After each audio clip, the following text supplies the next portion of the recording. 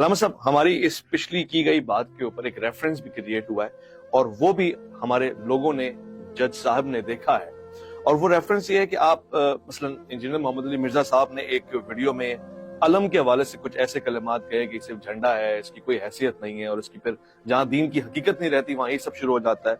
پھر ہم نے دیکھا کہ آپ ایک مجلس میں بیٹھے گئے اور آپ نے اس مجلس میں علم کی ہسٹری بیان کی اور آپ نے بتایا کہ کتنی کتابیں اس کی عزت میں لکھی گئیں۔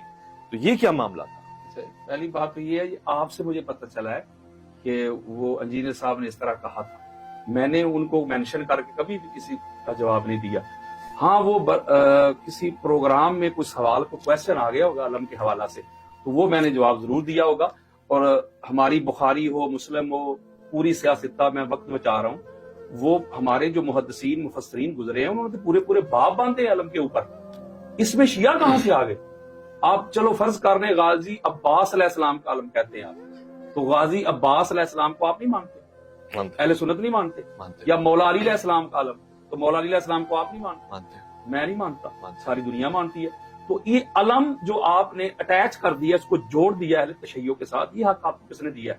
بلکہ خیبر کے روز میں آپ کو بتاؤں، خیبر کے روز جو پہلا علم بردار تھا یا علمدار کہہ لیں، ہماری مستدرک للحاکم میں میرا خیال ہے کو 15 سے 20 احادیث پڑھی ہوئی۔ اس کے علاوہ بھی اہل سنت کی 20-25 کتابیں امام احمد بن حنبل تک، بخاری سے لے کے، کہ آقا علیہ السلام نے پہلا اپنا علم جس کو دیا وہ حضرت ابوبکر صدیق تھے۔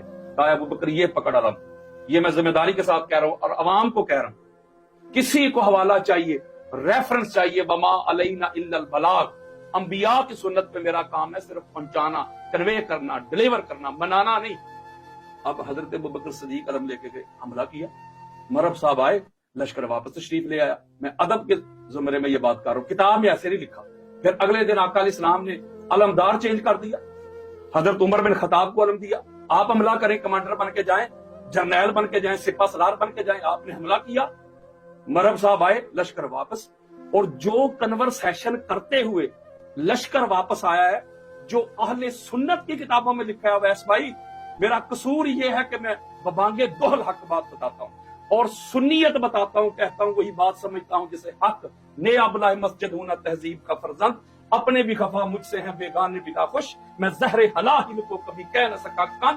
مشکل ہے کہ بندہ حق دین و حق اندیش خشاک کے پودے کو کہے کوہ دماوند۔ جو آپس میں کنورسیشن کر کے آ رہے تھے وہ نہیں میں آپ کو سنا سکتا، ورنہ یہ پڑھے لکھے جہاں ابھی فتوا لگا دیں گے، گستاخی ہو گئی۔ جو ہماری کتابوں میں لکھا ہوا ہے، آقا علیہ السلام نے اگلے دن پھر کمانڈر تبدیل کر دیا۔ ہر روز کرتے گئے کرتے گئے کرتے گئے۔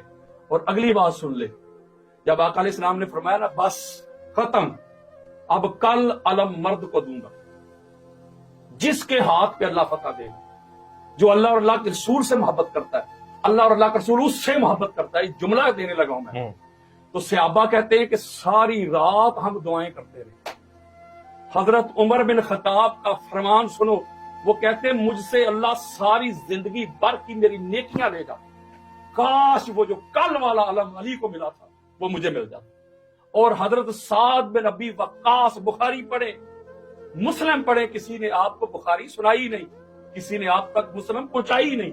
حضرت سعد بن ابی وقاص کہتے ہیں کہ میری زندگی بھر کی نیکیاں چلی جاتی، ہائے علم مجھے مل جاتا۔ تو صحابہ تو ساری رات دعائیں کر رہے ہیں کل والا فتح والا علم ہمیں مل جائے، حالانکہ پہلے بھی ان کو ملا تھا۔ لیکن الگ بات ہے کہ وہ علم سنبھال نہیں سکے تھے۔ یہ گستاخی نہیں کر رہا، حقیقت بتا رہا ہوں۔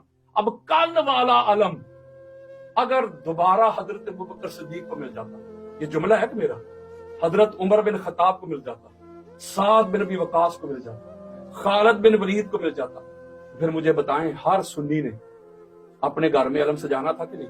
یعنی آپ کہہ رہے ہیں کہ سنی مولا علی سے بغض رکھتا ہے؟ یار سیدھی سی بات ہے ویس بھائی میرے محترم، اگر حضرت ابوبکر صدیق کو مل جاتا، عثمان بن عفان کو مل جاتا، ہر سنی نے اپنے گھر میں علم لگانا تھا، تو پتہ چلا تکلیف ان کو علم سے نہیں، علم والے سے۔